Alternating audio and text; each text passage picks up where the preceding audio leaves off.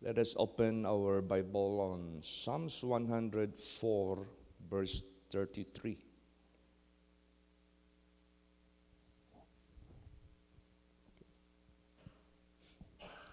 Praise the Lord. I will sing unto the Lord as long as I live. I will sing praise to my God while I have my being. Yeah. Dapat talaga ganito ang magiging kasaysayan natin. Di ba? Pag ang tao, palagay na lang natin na aksidente, namatay. Pag ang tao, binaril, namatay. Pag ang tao, nagkasakit, namatay. Anong sabi ng mga tao? Ang buhay niya turned into a story. Pag namatay na ang tao, yung buhay niya maging story na lang. Wala nang ibang maiwan kundi yung naging kasaysayan ng kanyang buhay. That is being recorded, that is being written, that is being observed by people. Ganon din sa buhay natin. Time will come. Our lives will be a story. But what kind of story we shall have? Anong klaseng story? Sinabi dito, I will sing unto the Lord as long as I live. Aawit ako sa Panginoon habang ako ay nabubuhay. Sapagkat pag namatay ka na, yan na yung kasaysayan mo, hindi na yan mabubura, hindi na yan mababago. So, dapat ganun ang mangyari sa buhay natin at yan ang gagawin natin sa buhay natin ngayon. I will sing praise to my God while I have my being. Habang nandito pa, taglay pa natin yung pagka-ikaw, pagka-ako, taglay pa natin yung buhay natin, yung lakas natin, aawit tayo ng kapurihan para sa ating Diyos. Bakit? Unang-una, bago pa tayo ni-redeem ng ating Panginoong Diyos, Kanya na tayo. We are of His. We are of God because He made us. Kaso, ang nangyari lang, natangay tayo kay Satanas. Not meaning to say, pag natangay ka ni Satanas, ikaw ay kay Satanas na. Wala ng karapatan ang Diyos sa buhay mo. No. Ninakaw lang ni Satanas yung privilege na dapat nating maangkin mula sa totoong may-ari sa atin. Pero hindi ibig sabihin si Satanas na ang forever na may-ari sa atin. Ang ginawa lang ni Satanas sa atin, he caused us to be destroyed. But not actually Satan, the ownership being transferred to his hand. No. Na kahit mismo si Satanas, pinagmamay-ari pa rin ng Diyos. Ang Diyos pa rin ang hawak sa kanya. Ano ang magiging future niya? Wala namang bagay sa sanglibutang ito na hindi sa Diyos. At siya yung may kapangyarihan at may karapatan. Anong gagawin niya sa atin for our eternal future? So, pasalamat tayo sa Diyos dahil siya na nga ang nagmay-ari sa atin nung natangay tayo ng dyablo para nakawin at patayin at sirain yung ating dapat nating tamuhin mula sa ating Ama sa langit naglalang sa atin. Kinuha niya tayo balik sa Kanya, kamay. Kinuha tayo, inisnatch tayo, nirescue tayo mula sa kamay ng kaaway niya. Binalik niya tayo sa Kanyang kalooban. Binalik niya tayo sa Kanyang presensya. So, anong gagawin natin ngayon? Basahin natin. Psalm 63, verse 4. Praise the Lord. Thus will I bless thee while I live. I will lift up my hands in thy name. Ayan. Dahil maliban siya yung nagmamay-ari sa atin, maliban ni-redeem niya tayo mula sa kamay ng dyablo para maalis tayo sa ikakapahamak ng ating kaluluwa, Lahat ginawa niya yan dahil sa pag-ibig niya sa atin. So doon natin ituon yung ating pagpuri, pagpasalamat, pagluwalhati doon sa Diyos na nagmamay-ari sa atin. Tapos doon natin isurrender yung buhay natin. I will lift up my hands in thy name. Doon natin isurrender yung buhay natin sa nagmamay-ari. Bakit?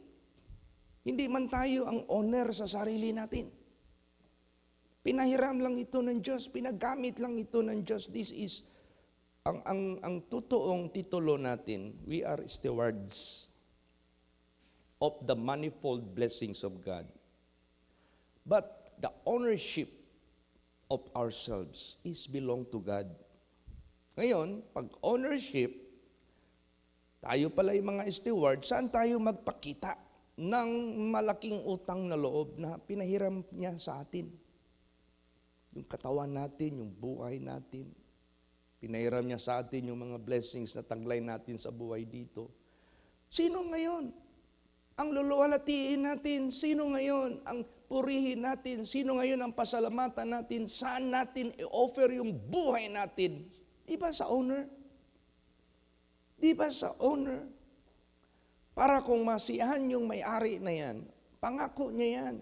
Pag kayo na pagkatiwalaan sa maliit na bagay, stewardship sa maliit na bagay, ipapagkatiwala ko sa inyo ang lahat ng bagay. Ano yung lahat ng bagay? Lahat na matatawag nating super privilege from our Creator. Hindi ka na mamamatay. Wala ka ng kapobrihan.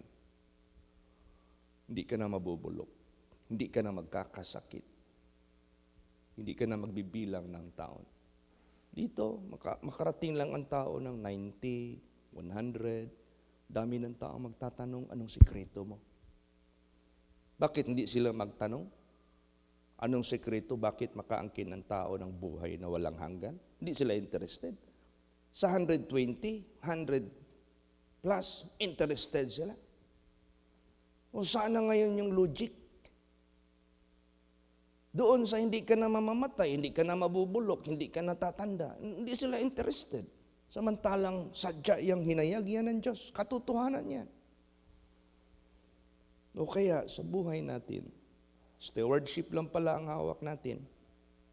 Hindi pala talaga ito sa atin. Meron pala talagang owner, nagmamay-ari. So doon natin ibuhos lahat ng pagpupuri, pag-awit sa Kanya, pagpapasalamat, yung mga kamay natin, doon natin isurrender sa Kanya, doon natin i-give yung buong pagkatao natin sa Kanya, sa Kanyang pangalan. At hindi lang natin yan gagawin dito. Bakit? Saan pala tayo, Pastor? Dito. Ang saglit lang ng buhay natin dito. Ang bilis lang ng buhay natin. Gagawin pa natin yan doon. Kaya yung ating Diyos, He is our God, who is our God forever and ever. Siya yung Diyos natin na forever. And He will be guiding us unto death. Kasi importante yan eh. Para madugtong ng Diyos yung salvation, kailangan Diyos mo siya habang nabubuhay ka, hanggang ikamatay mo, kasi doon babasihan ng Diyos yung kahatulan niya sa kamatayan mo. Kaya nga, precious in the sight is the death of His saints. A day of death is better than a day of one's birth. The end of a thing is better than the beginning. O kaya, hindi lang natin siya Diyos dito sa saglit, but He is our God forever and ever. So kung nagpuri tayo sa maikling buhay dito, magpupuri din tayo sa walang hanggan. Kailan mangyayari yan? If you are saved. Kasi doon sa impyerno, wala nang nagpupuri doon sa Diyos. Kini-curse na nila ang Diyos doon. Kaya, sa buhay natin, pasalamat tayo sa Diyos. Lagi niya tayong nire-remind, steward lang tayo. Saan natin ipakita yung buhos na buhos, pasalamat, pagpuri, pagsunod, pag-surrender sa buhay natin, pagluwalhati natin, alangan doon kay Satanas. kaya dito sa sarili natin? Hindi man. Dapat doon sa rightful owner, yung totoong may-ari talaga. Yun ang dapat nating laging ilagay sa isip. Na habang nabubuhay tayo, hindi pa story yung buhay natin dahil we are still working. The story that we shall have. Dapat yung story natin, praising the Savior all the day long. Praise the Lord. Basahin natin. Psalms 145, 1 and 2. Praise the Lord. I will extol thee, my God, O King, and I will bless thy name forever and ever. Every day will I bless thee, and I will praise thy name forever and ever. Yes. That is an indication. Pag ang owner, may-ari ng buhay mo, nagawa mo, siya ang itataas mo. Siya yung hari mo. Siya yung pinupuri mo forever and ever. Indikasyon lang yan. Hindi lang dito natin gagawin yan. Kahit after death. Pag-resurrect, gagawin natin pa rin yung pagpupuri sa Kanya. Habang nandito pa tayo, every day will I bless thee. I will praise thy name forever and ever.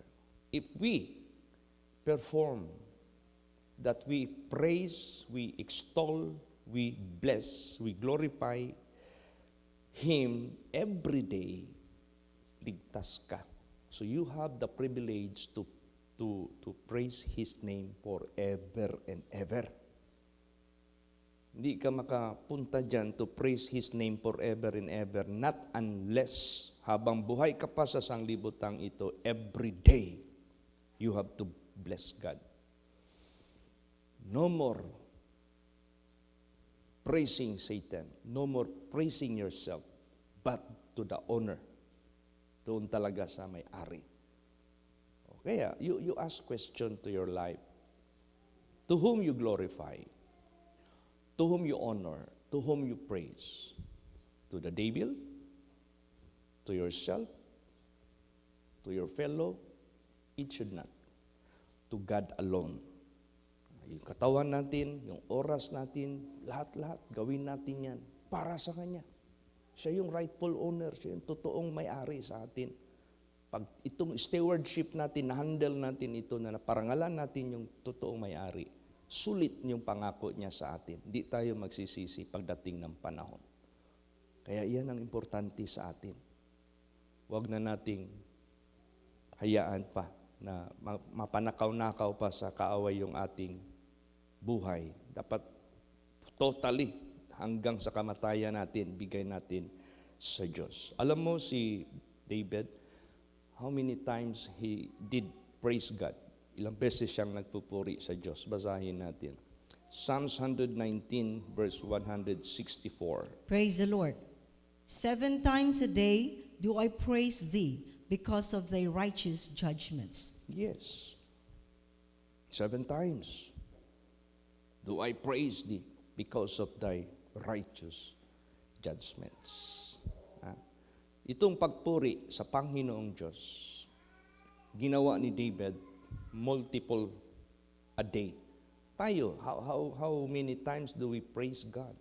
It must be as often as we could. No? Kung ilang beses natin siyang purihin natin. Para maluwalhati ang Diyos. Masaya ang Diyos. We acknowledge Him. We recognize Him. We honor Him. We praise Him. We glorify Him. Yan ang karapat-dapat nating gagawin. Kasi yan lang man talaga ang karapat-dapat. Alam nyo ba, nung pinakamatayan tayo ni Jesus for the redemption of our being, yung redemption ng being natin, hindi lang soul, being. Ano yung being? Yung pagka-ikaw, flesh and soul, flesh and spirit, niredeem niya yan.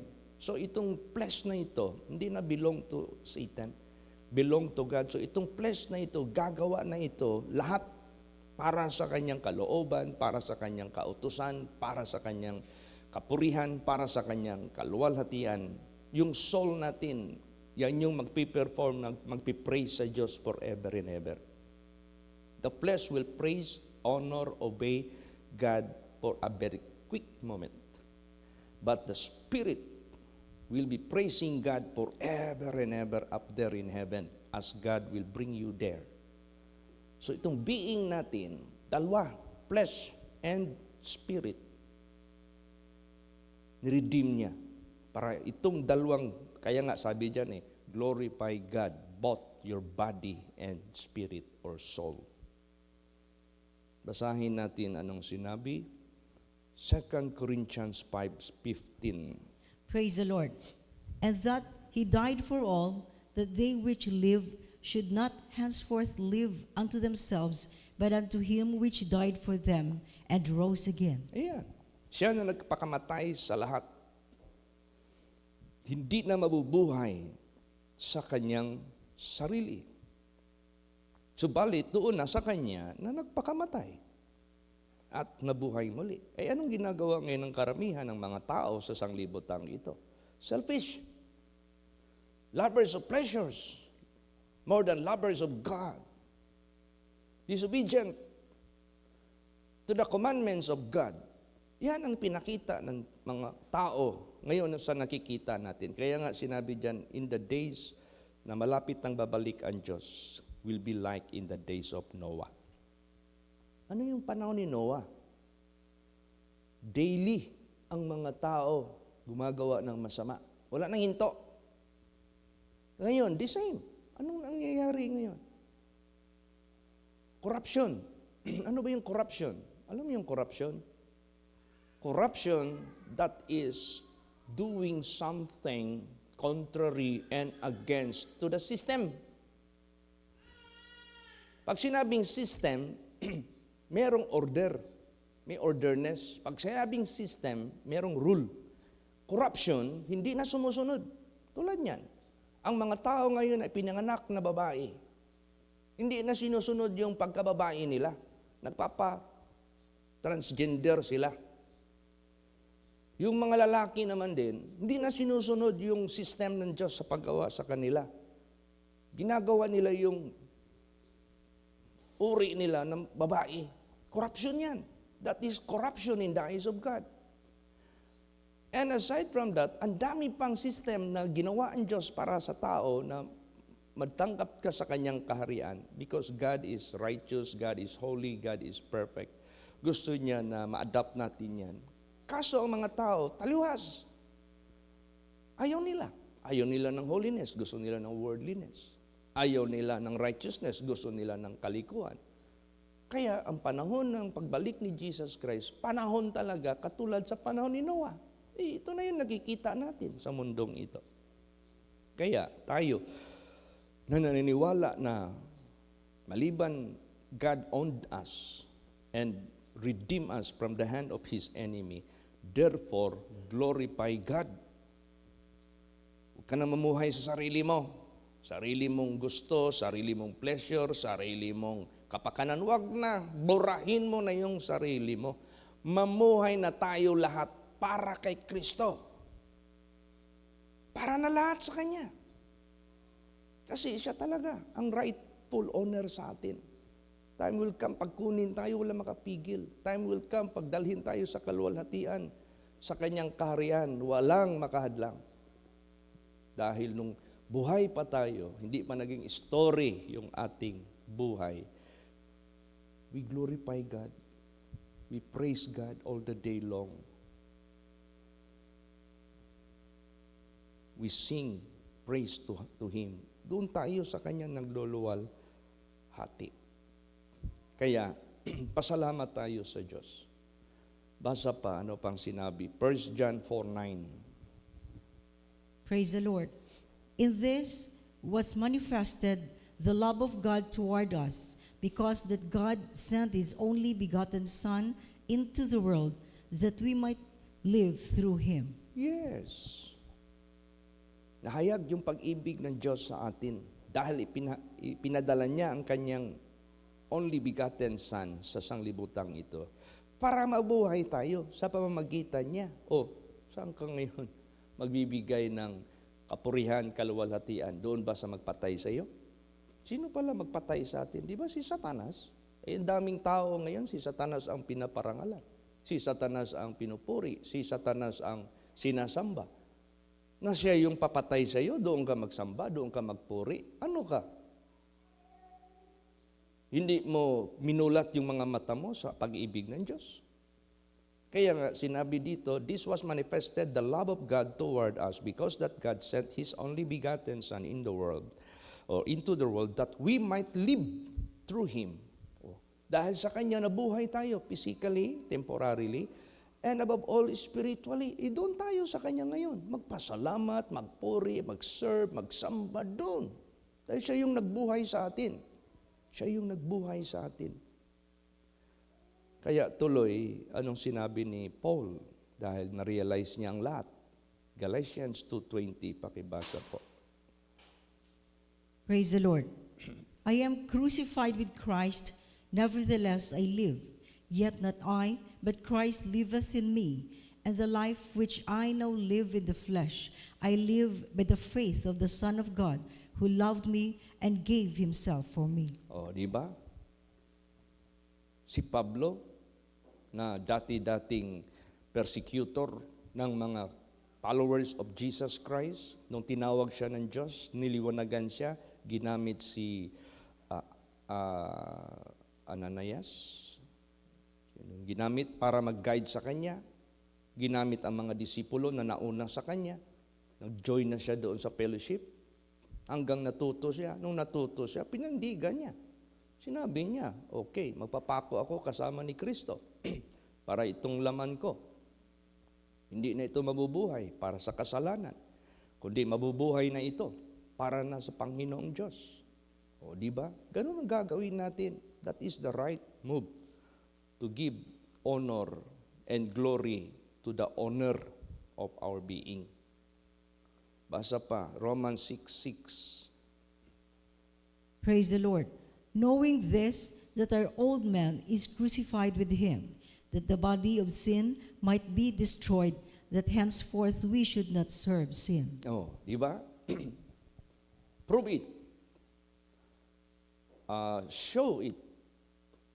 And perform it. Na tayo, yung old man natin, na makasalanan, belong to Satan because of being sinner. Na-crucify na yun. Pinatay na yun ng Diyos para ang katawan ng kasalanan ay masira. Para hindi na tayo maglilingkod sa kasalanan. Hindi na. Wala na, patay na tayo dyan. Hindi na tayo, we are no longer bound to honor Satan by committing sin because we are being enlightened that we are being opened in our understanding that the rightful honor is God. And we have to honor God. We have to glorify God. We have to serve God and not anymore Satan by doing sin. Hindi na siya. O kaya sa buhay natin, watchful, prayerful, pray without ceasing. Lahat nandiyan na yung ano natin pagka watchful natin para dadalhin na natin ito hanggang sa ating kamatayan sa physical. Kaya yung banal na salita ng Diyos, ito yung magbibigay sa atin ng batas. Basa. Romans 8:2. Praise the Lord. For the law of the Spirit of life in Christ Jesus has made me free from the law of sin and death. Yan. The law of the Spirit of life in Christ hath made me free from the law of sin and death. Ang Espiritu ng Diyos na nanahan sa atin, na laging gumagabay sa atin, araw-araw ng ating pamumuhay, siya yung magbibigay sa atin ng kalayaan mula sa kasalanan at kamatayan. Imagine that. Hindi na sila mag-domain sa atin. They don't have any domain sa buhay natin. Hindi na sila pwedeng maghari. Ano ibig sabihin maghari? Utos-utusan ka. Gawin mo ito, gawin mo yan. Ikaw naman, sunod-sunod ka na lang sa paggawa ng kalokohan, gawa ng kasalanan, gawa ng kamunduhan, gawa ng kalikuan. Ayan yung ibig sabihin. May domain pa ang dyablo. Wala na yan. Ang merong domain sa atin, ang Diyos na. Kung ano yung utos ng Diyos sa atin, yun na. Yun na yung gawin natin. Purihin natin siya, pasalamatan natin siya. Gawin natin, isurrender natin yung buhay natin sa Kanya. Yung ating constant communication sa Kanya. You know, prayer, it is not just a one way. Prayer is not just sending message one way. Prayer is communicating to God that He used to answer you. He used to talk back to you. Pag mag-pray ka sa Diyos, He will reply. So sa constant nating prayer, every day, every night, we are always guided by God because we belong to Him. Wala na tayong communication doon sa kasalanan. Wala na yun, patay na yun. Kaya, salamatan natin ang Diyos. Tinuturuan niya tayo lagi to make your story praising the Savior all the day long. Praise the Lord.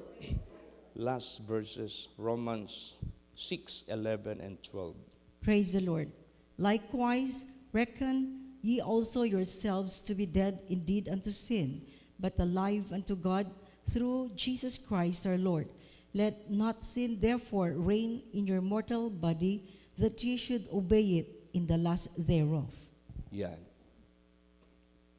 Alam nyo ba, ang tao, pag yan ay bumulagta, and some member of the family declare it as dead, hindi yan pwedeng i-declare na dead. There must be a confirmation. The doctor will do something, procedure, to confirm whether he is dead or not. So, gagamit sila ng stethoscope if there are some beats from the heartbeat, kung tawagin. Or sometimes they touch the neck. Meron tayong ugat dito sa leeg. Doon ang malakas na pulso. Wala na. Tingnan yung mata, bulagtain yung mata, flashlightan ng sharp na light. Pag wala ng reaction, hindi na gumaganon yung pupil niya. Maraming vital signs na patay ka na. Kung sa ICU pa yan, yung iyong ganon-ganon mo sa indication ng iyong heartbeat, magganon na yan. Wala na talagang sign of life. Confirm. Ganon din tayo, mga anak ng Diyos. See to it, you are dead indeed. Pag sinabing indeed, confirm. Pag sinabing indeed, hindi kay papatay-patay ka lang. Maya-maya buhay ka pa pala sa kasalanan. Papatay-patay ka lang. Yung pala, you are not dead indeed. Ay, huwag nating gawin yun. You must be dead indeed. Confirm. Likewise, reckon ye also yourselves to be dead indeed unto sin, but alive unto God through Jesus Christ our Lord. Let not sin therefore reign in your mortal body, that ye should obey it in the lust thereof. Wala na yan. Dead ka na sa bagay na yan. Alive ka naman din para gagawin yung kagustuhan, kinalugdan ng ating Panginoong Diyos. Kaya, make your story, praising the Savior all the day long. Praise the Lord. Ganon. Ang dami ng kapatiran natin dito, story na lang yung kanilang status. O, saan si Sister Baby? Story na lang. Saan si Sister Pilar? Story na lang. Ano yung story nila? Hanggang namatay sila. Kumapit sila kay Jesus. Di ba maganda yung kanilang story? Sana si pastor, sana si mami, sana yung ganito. How they died, how they pass away. Oh, they cling to God until the last breath. Oh, di ba maganda yung story nila? O ganun din sa buhay natin. We can never know when the story will be done sa buhay natin. Ibig sabihin, hindi natin alam kung kailan tayo kunin ng Panginoon. Kaya, I will sing unto the Lord as long as I live. I will sing praise to my God while I have my being. Thus will I bless thee while I live. I will lift up my hands in thy name. Yan ang ating gagawin. He is the owner. We are just stewards. Give honor, glory to the owner at all times. And He will be well pleased to you. He will make you stewards of everything. Amen? Praise the Lord. Tindog ang tanan. Magsitayo po ang lahat. Hallelujah. Let us all pray. I ask Sister Susan to lead the